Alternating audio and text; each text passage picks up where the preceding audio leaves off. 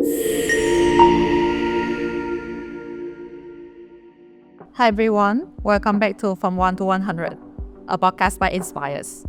In this show, we will sit with tech builders, investors, and researchers in Singapore and South Asia to talk about what actually takes to build something meaningful. My name is Lynn, and I'm Commercial Director of Inspires. With us, you will have the access to the best tech talents in Vietnam. And from the previous episode, I revealed that we just released an AI recruitment agent, and we are running a pilot program for it.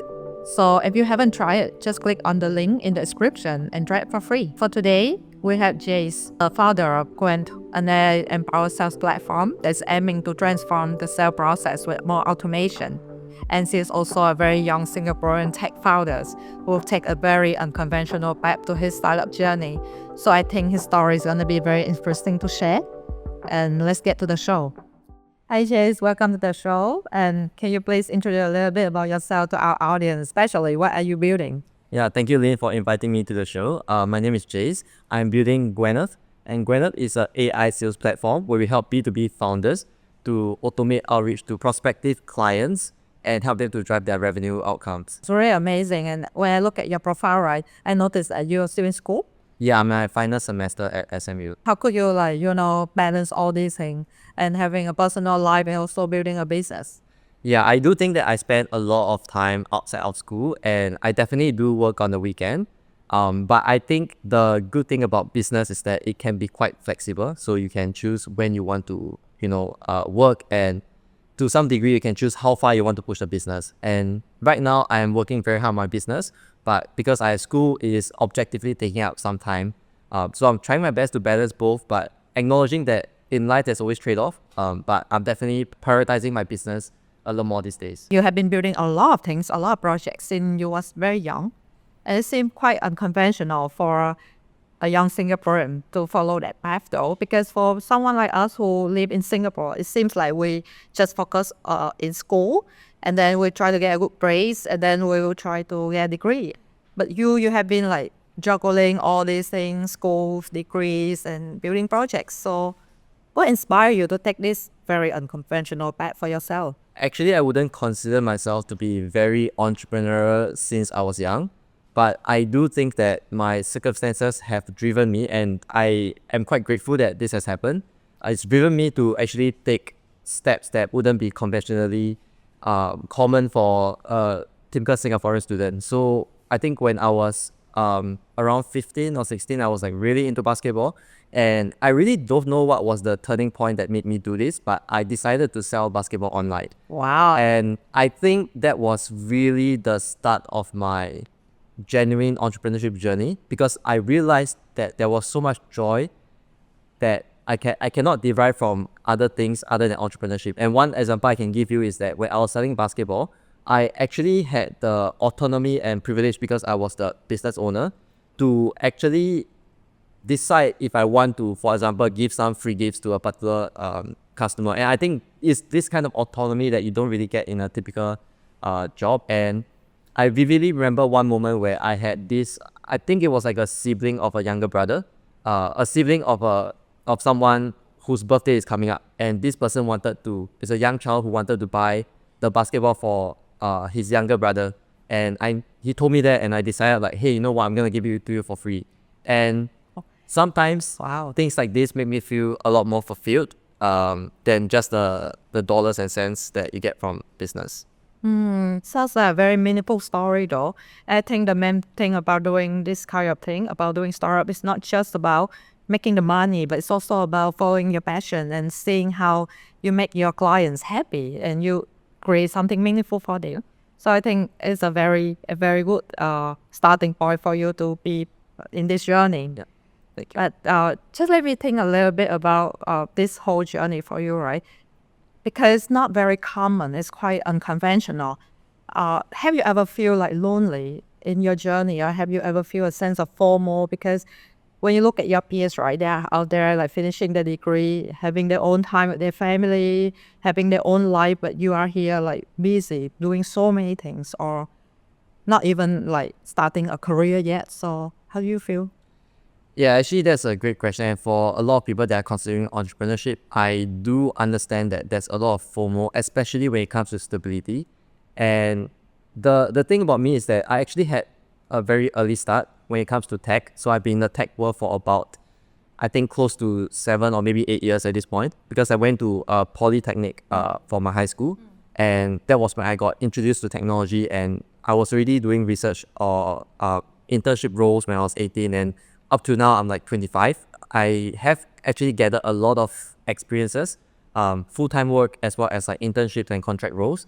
And at this point, I've kind of worked in government, big tech, research labs, and so on. So I would say that my FOMO is not exactly as strong as someone who has not tasted these paths, because I am very aware that I wanted to pursue a ambitious path regardless of which path I end up going, like whether conventional career or entrepreneurship. And that's why I tried so many different things. And it is only true, and this is my advice for a lot of the audience that might be younger and listening, please try as many things as possible, and especially when you have a luxury of time nowadays to try different things, like try it, because you would never know how something feels like to you. Even if everybody tells you something, you never know how it's like until you actually try it yourself. That's it. I know how it feels like to do a startup. I know how it feels like to work a corporate to some degree, and there are going to be a lot of trade-offs. But I think one thing that you asked me if I have ever had doubt, in fact, it's funny because very recently, just about like 2-3 weeks ago, I had a reunion lunch with some of my secondary school or middle school friends, and they were people who just finished up their schools, because we were kind of around that age where we are graduating, right? And it's surprising to realize that a lot of people that pursue the conventional path have such a stable and cushy life now. And it's funny because even though I pursue the unconventional path, I actually spend and am doing pretty well in school right now. I put a lot of effort to do well in school, both in my polytechnic days and university. And despite all of my hard work, it feels like right now I'm the most behind. I am building a startup where it's the most stressful. I put in the most hours, customers could churn. So I do feel lonely, but I do think that there's a trade-off. And obviously, we are aiming for bigger things to happen in the near future. But it's something that I'm working hard at right now. Yeah, it's more about you are investing in your future, right? And you're looking in the long-term vision rather than just look at your peers and keep comparing yourself. Yeah. So I think it's a very good perspective to have, and it's really inspiring as well. As I really like how you share your perspective and your experience when having a conversation with your friends. So I'm just like curious about this whole thing where, since you are not following a very conventional path and a lot of people around you are doing something more like, traditional or more common, have you ever experienced I told you so moment where someone doubt you?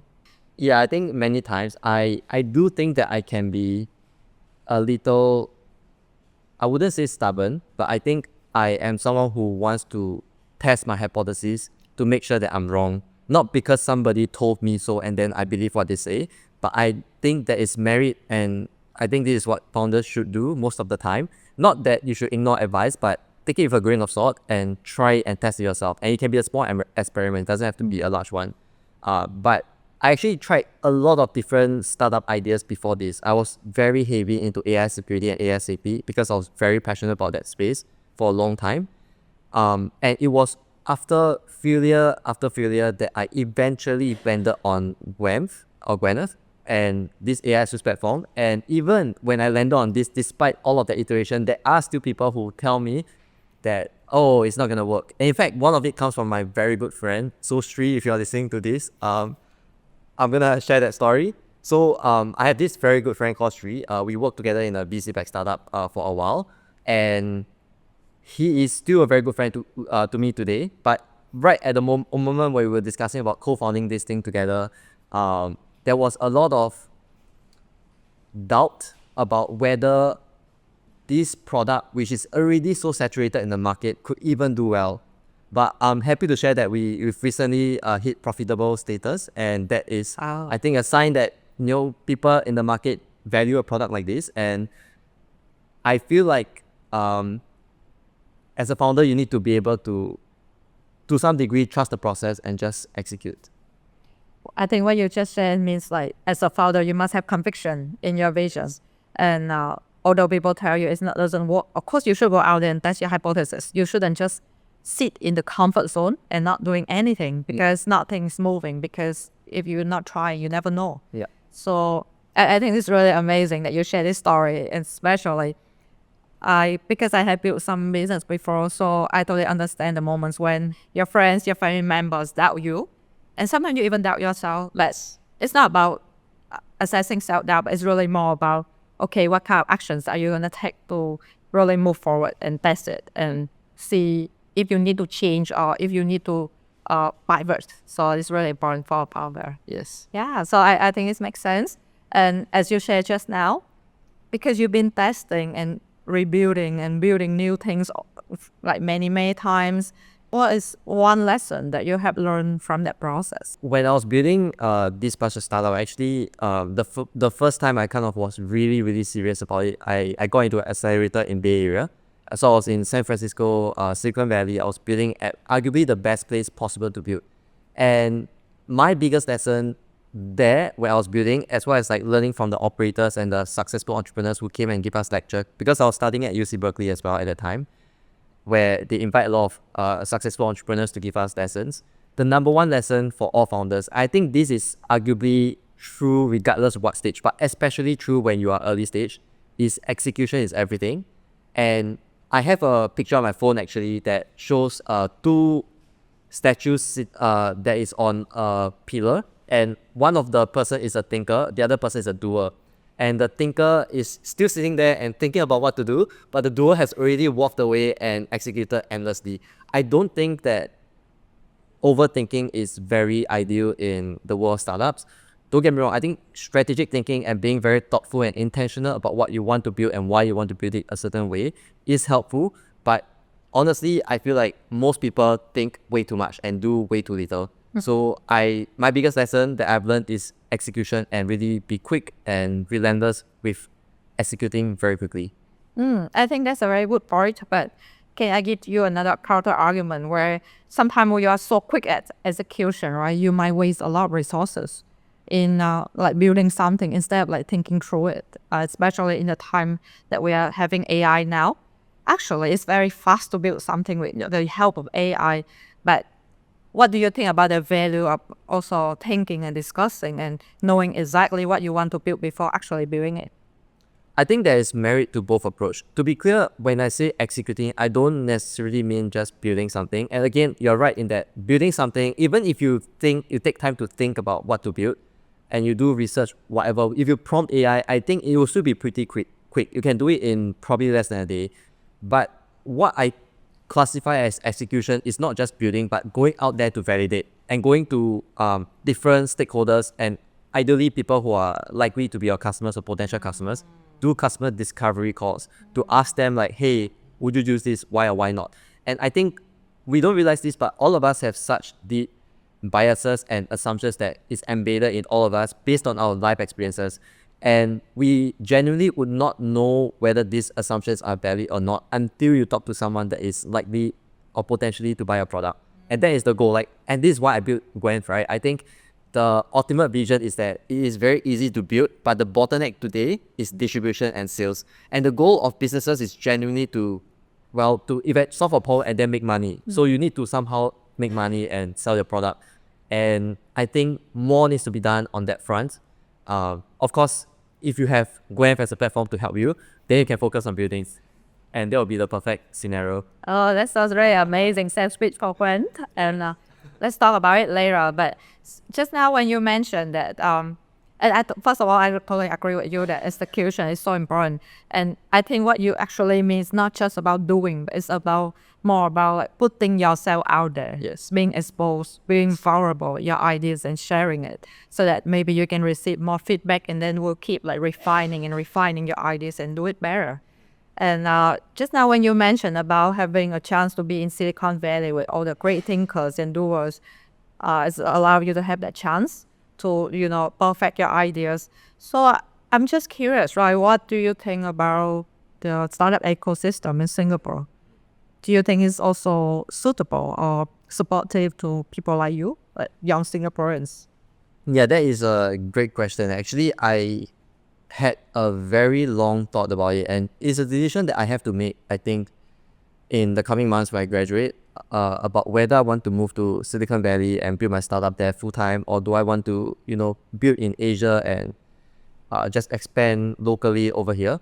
I want to preface by saying one thing. I understand that there's a lot of hype and, you know, uh, high hopes for young people like myself who once look at Silicon Valley as this like paradise for all founders to go to. But I've been there for like over a year, and I'm not there just as a tourist. I'm there like actually building companies, and I'm actually engaging with the ecosystem. I do think that there's a bit of facade that people are not seeing.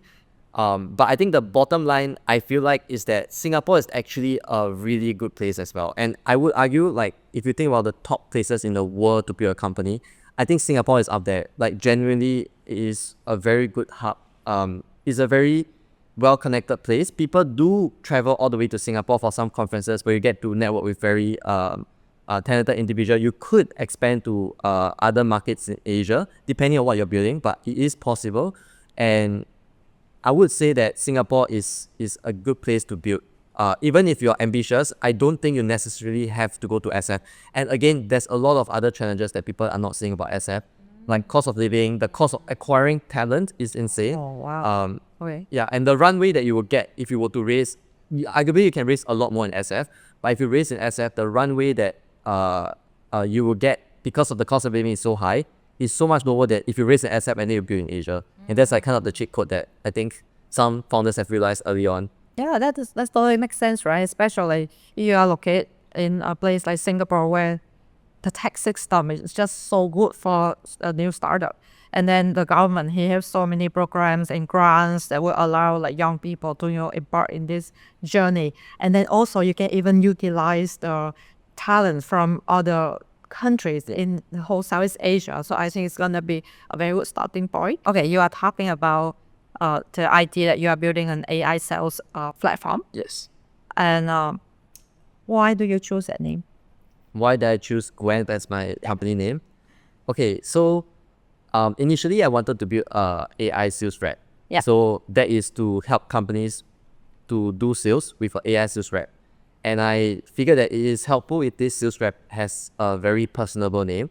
And the name that I eventually landed on was Gwenth, Gwen. Yeah. Of course, the domain name is already taken. So I started brainstorming and thinking about what is the vision and goal of this particular AI sales rep. And the answer is that it is to help drive growth in companies. So I decided to combine the word Gwen and growth to become Gwenth. And that is how the name Gwenth was born. Oh, wow. It sounds very inspiring. I think you just mentioned that you really want your platform to be very human-like, meaning that you want to empower Yes. the process of sales and make it not just about the automation, but it's about the human thing. So this is where I want to ask you something, because when we talk about sales, we all understand it's the core of the business. And for me, sales is very human driven. Building trust, connections, knowing what the other side really wants and provide to them and make them pay for it, right? So it's really about human connections. So how can you think AI can be really helpful here? Can it really empower humans or will it replace humans? Just to be clear, the goal of Gwenth is never to replace human. I do fully agree with you that sales is still a very human process. What we believe is possible, however, with AI today is that we can empower a very small team of sales reps in companies to function and act like they have many big amount of sales reps in other companies. So for instance, the capacity to perform sales related tasks is going to be enormous with the support of AI and agentic AI. And the reason for that is that we believe that the main goal of sales rep is generally to do sales. And to do sales means that you primarily want to talk to customers, understand their pain point, and solve their problem. And the challenge is that the realism of the sales process is that it includes a lot of manual work that salespeople are doing today, and they ended up spending a lot of their time with the busy work of managing context and managing people, like following up, crafting messages, and so on, rather than getting on the call to sell. And I think these are a lot of things that AI can empower these humans to do so that they can focus on what they are the best for, which is actually selling. And also one thing I want to make clear is that some stuff doesn't have to be automation. It can be just literally freeing up the mind of the humans so that they can manage things easier. Yep. So I've spoken to more than 100 companies at this point. I don't think there isn't more than like 2 companies I've spoken to that have like a proper referral system. Like some companies have significant of their sales made through referrals, like someone refers someone and then, but they have no proper way to track who refer who and also to manage the connection between intermediaries through a system. And I think these are important, as human as it might be, and you can still have that human connection, but having a system to understand who is in your ecosystem of potential partners and channel distributor, I feel like it's immensely important for companies to scale their growth if they want to grow bigger than what they already are. I think that's really useful though, because I think for all of us, when we do sales, we use different kind of system. Yeah. At the same time to manage contacts and leads and accounts, and as human, we have to juggle amongst like all this kind of system, right? And it can be quite messy at the same time. What are the main things that your platform's doing differently that make it stand out in the market? I think there's definitely a lot of sales tools out there. I wouldn't deny, and I would say that there are a few concrete things that we are doing differently.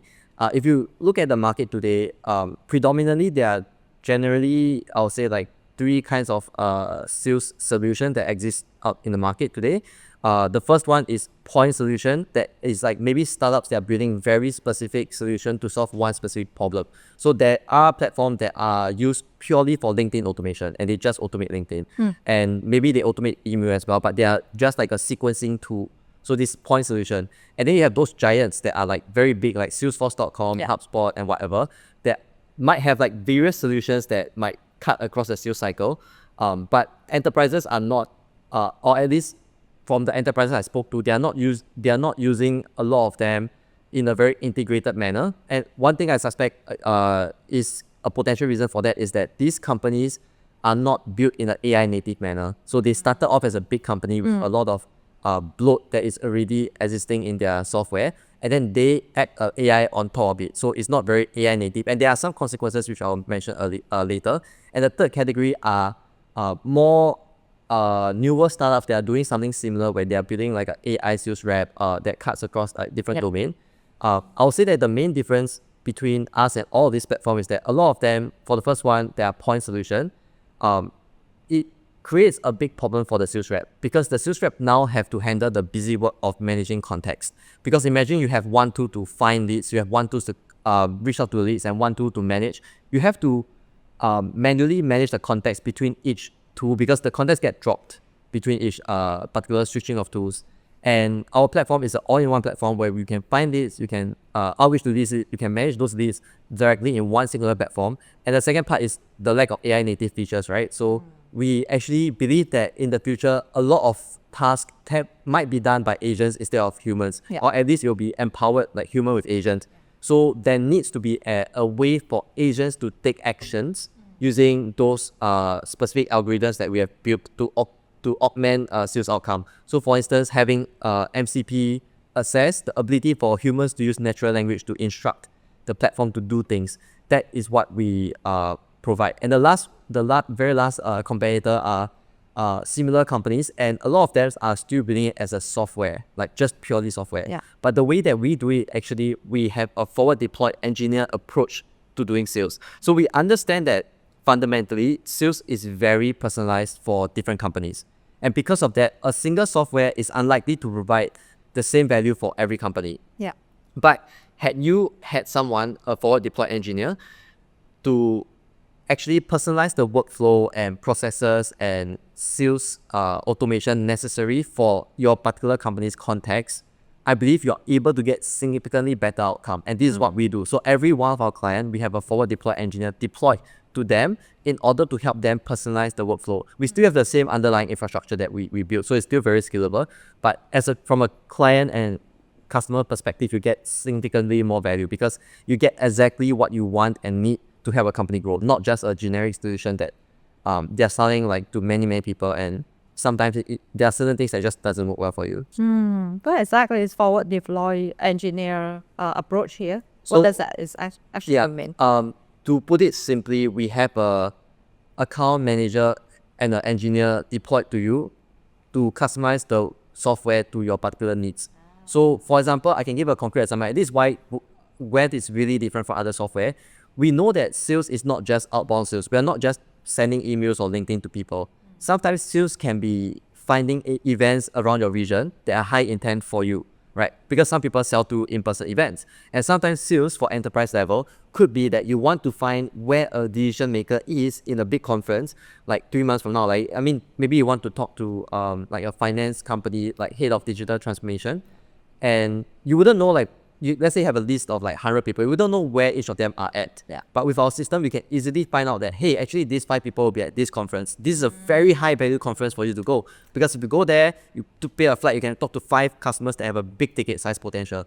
These are things that, again, I think human could do it manually, but if a software can do it way more effectively and with greater efficacy, like why not use it? And like the sales rep can focus on doing the actual sales. So those are like some things that we custom made to our clients, and it's available to other people as well if they do event sales. But all these mini components we've built are just so scalable, and we're able to reuse different parts for different clients. That's really cool to hear though. It's really more about customization. Yeah. And I think it's a core of doing sales because there's no one solution that fits for all. Yeah. Okay, so I have heard all the amazing things that your platform can do and how can it connect all the dots together. But imagine if you are approaching maybe an older generation tech business owner, and he come and tell you that, okay, I know I heard about your platforms, but I don't think I need it. I'll just need to hire more sales reps so to help me to do all these things. What will you say to convince him? Yeah, that's a great question. In fact, it's happened a few times in some of my clients' conversation.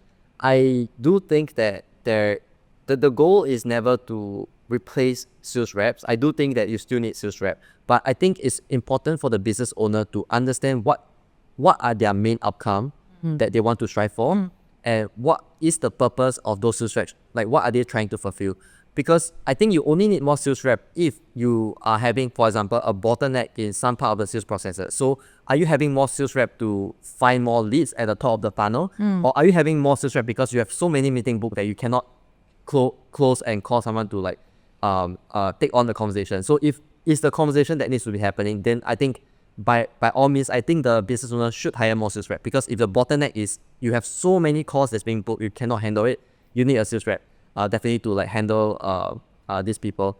But a lot of times, from my understanding, a lot of companies are not struggling with, they're not having so many calls booked that they cannot handle, but they are struggling with something that is usually top of the funnel. They couldn't find enough qualified leads to come to their business to use their services, or maybe sometimes they have calls, but those leads are not very qualified. To the end, I would say that there is really no clear comparison between a human SDR as well as like a solution that's custom made for you, because one of the main differences is also that we are definitely very consistent. Because what will a human do?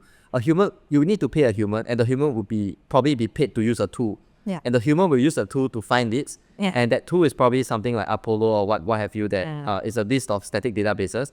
Or if the human is gonna buy a very customized tool to begin with, then you might as well not have the human and just use Gwenth with the existing team that you already have. Because realistically, if your goal is to optimize for top of the funnel, I do think that our approach is definitely going to be a lot more effective than a human that browses the web or use many different tools, because that is literally the problem that we are addressing here. I see your point. I think that's a very good, very useful problem that you are helping to solve. Yeah. So I think as a great vision right there. And if I can add one last point, because I think this is very relevant, because it was a recent conversation I had, was the issue with consistency. And what I realized is that some business owners do feel like while you're able to get maybe like a sales rep for like much cheaper in Southeast Asia region, consistency is always a problem that they face. Where inherently humans are not going to be motivated 24/7 all the time, right? So for some processes that are more mundane, and like you kind of know what you want to do, you want to search the leads, you want to research, and you want to like put them into a Excel file, a list of leads, I think AI will be able to do it way more consistently because the steps are already clear. You know what to research, you know how to research, and it's just a matter of doing it. I do think that is far more effective to have a consistent AI that will promise you leads every day. So that's another perspective that. Oh, I think that makes sense, and I think that's a future that we were looking at, right? And it sounds amazing. It sounds really promising. Yes. So this is where I'm gonna ask you one question. I'm gonna ask everyone who come to the show with me. It's about the future. So just be very honest and share with us your vision. So imagine, right, in the next few years, maybe 5 years or 10 years, right? Do you envision that AI will be able to replace maybe 90% of the work as a normal sales reps that's doing nowadays, or it's still hard to replace the humans? I wonder if you've seen the podcast by the economist at Elon Musk. Yeah, Yeah. I have. So Elon Musk made a very bold claim that in 5 years, money wouldn't matter anymore. He sees a future where AGI will be achieved. Yeah. And because of AGI, we will have an abundance of resources that humans cannot physically consume. And because the main purpose of money, according to him, if I can paraphrase a little bit, is the exchange of goods and services. And if there's so much goods and services that AI and robotics can produce that humans cannot consume, then money will essentially be worthless. Yeah. Right. So I would say that's kind of potentially a little ambitious, but 10 years, I think it might be possible. I'm not sure if you'll reach to that stage, but I think we'll be closer to that world. But to answer your question, if I think about the fundamental, like the current realistic, pragmatic view of the world today, I do understand that sales, and I guess it really helps to be clear on what stage a company is at and who are they selling to.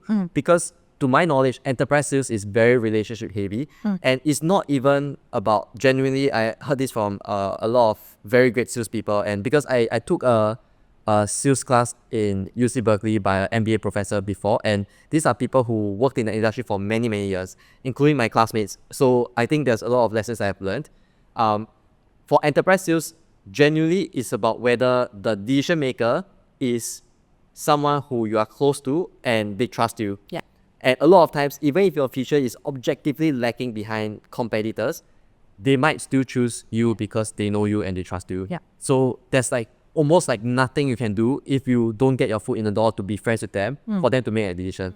But realistically, what I think might happen in the near future is that if we imagine that AI is going to increase productivity and efficiency, and companies are going to be increasingly more efficient, then the truth is relationship doesn't matter to some point, because the truth is the only reason why, if we think in very pragmatic and logical terms, that a company will buy a solution is that the cost of buying is lower than the cost of building. And again, there could be other argument about what if vibe coding and AI agents become so good at coding I can build anything in one step of a finger. Then you don't really need to buy anything technically unless it's like something physical. So I do think that the future of sales, if we were heading towards this increasingly efficient market where genuinely is a problem solution thing, I would argue AI can replace 100% of that. That's a bold vision. I'm not saying that it will definitely happen, but I do think that if the market becomes so efficient, that would be and there wouldn't be like duplicates of solutions that are very similar. There'll be just like one thing if it becomes very efficient. And I think we're moving closer and closer towards that. Maybe I won't say completely replaced, but I think the chances that you need more human element is probably gonna be decreased, because this is not like, for buying and selling, it's not like healthcare where me as a human, I want a human to care for me. Yeah. Right. Like buying and selling is purely I want something to solve my problem. Right. Right. That's what I think could happen if we are talking about like 10 years in the future. Does it sound exciting or scary for you? I don't think it sounds scary to me. I think in the ideal world, things are more efficient, and of course there will be other problems that arise when, like people, even like a sales, like I would argue like sales is one of those jobs that you think would never be replaced by AI. So if it reaches that stage, I think we might have bigger problems to worry about like what are humans going to do in that particular scenario. yeah. So I do think that there could be other issues, but I think I tend to be more optimistic about the future, and I think a lot of abundance and prosperity can happen when we reach that stage. So what is your vision for Gwenth when in that process of reaching that stage? Yeah, I mean, definitely we want to empower companies to improve their sales outcome as much as possible. So I imagine a world where without Gwen, companies would not be able to sell as easily, distribute their product as easily, and make their customer as happy as possible. And one bold vision we have is to become like the Supabase of sales. So like now every startup is using Supabase for backend, Next.js for front end, Vercel for hosting. We want Gwenth to become their choice for sales. So that is something that we definitely am very excited about. I think there's a very amazing visions, and with what you are doing and with all the passion that you're pouring into your business, I believe that there is a bright future for Gwenth. Thank you so much. And before we end the show today, can you look at our audience and maybe just think about them? Imagine that there's one of them that's watching the show now, and they are also staying in the comfort zone now, and they just feel scared of stepping out it, and they still want to build something, but they don't know how and they don't know where to begin. What's one sentence that you want to share with them? My advice for you, if you're watching this and you have not really tried to build something of your own, is to just start. And I really want to emphasize that you don't have to give up anything in the process. You can start something small, just one weekend, just try it. And I think people are underestimating the importance of having mini experiments in life. And this is not just for career, but in many parts of your life. You never know how one small experiment could change your life, and that would be my advice. Just start. Thank you so much, Jayce, and that's really amazing. Thank you. Yeah, thank you so much for the time today. So that's all for today's episode. Thank you everyone for staying with us until now. And if you have any questions for us, or if you have any guests that you want to see in the show, please don't hesitate to drop in the comment sections and share with us. Before you go, just want to remind you that Inspired should release an AI recruitment agent, a tool that will help you to hire in Vietnam better, smarter, and more efficiently with real evidence. We just opened a pilot program for you to try it out for free. Just click on the link in the description and try it.